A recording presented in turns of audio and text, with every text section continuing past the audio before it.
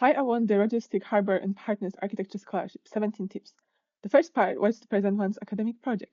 1. Notice I started with the most vibrant drawing to get the judges interested. 2. I somewhat mirrored the Rogers Stirk Harbour Partners colors. But don't overdo it, it can become even a copyright infringement. 3. I included the scholarships/companies name on my application. People like that. 4. I used smaller font for less important info. Notice I chose a very simple font.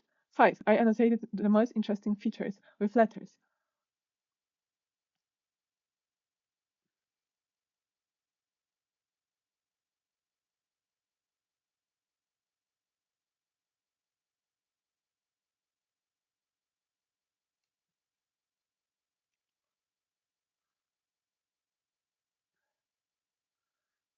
Now the written part. We were supposed to write about an issue we would like to investigate more.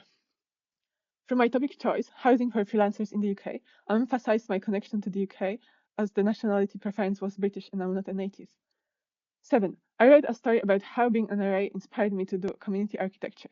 The hidden benefit of this was showing that I was hardworking and needed money. 8.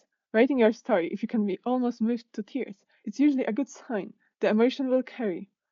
9. I included some research, and bear in mind that a lot of scholarships don't want that, they want your approach to architecture. So when a scholarship wants that, it's good to present some good data like surprising numbers and references. Be aware you're not writing an academic essay, so don't include full-on references. The name of the author and the title are enough. Don't feel like you have to read the entire book to reference it.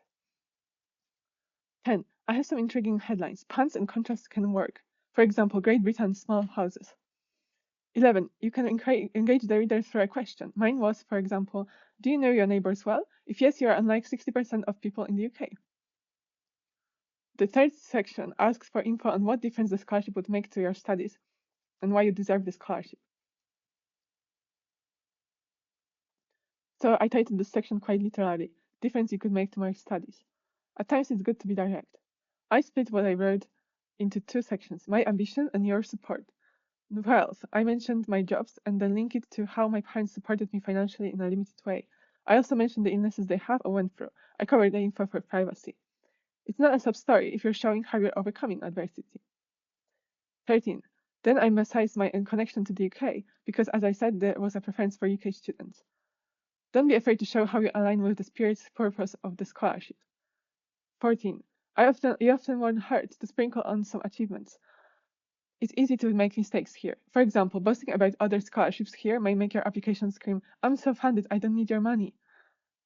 15. Good to say something lovely, mentioning something that makes you feel alive. For me, it was architecture gave me the most rewarding moments. When tutors connected with projects I put all my heart into as much as I did. Your award would help me pursue excellence and the privilege of others connecting with my ideas in built form one day. 16. Then I assured the committee that I'm a good investment given proof. 17. I also illustrated the section even though the scholarship application guides didn't require it.